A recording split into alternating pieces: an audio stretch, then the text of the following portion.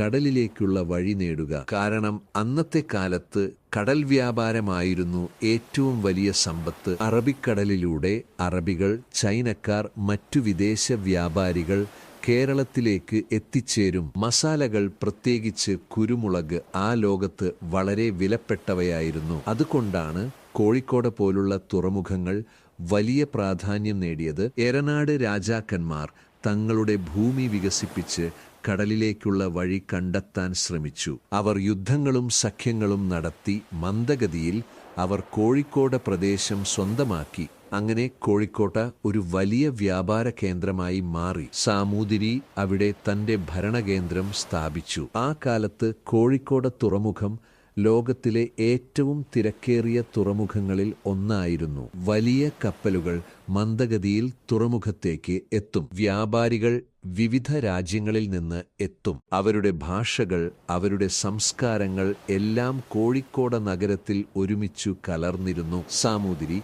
ഈ വ്യാപാരത്തെ വളരെ സൂക്ഷ്മമായി നിയന്ത്രിച്ചു. അവൻ വിദേശ വ്യാപാരികൾക്ക് സുരക്ഷയും സ്വാതന്ത്ര്യവും നൽകി. അതുകൊണ്ട് കോഴിക്കോട്ട് ഒരു സുരക്ഷിത വ്യാപാര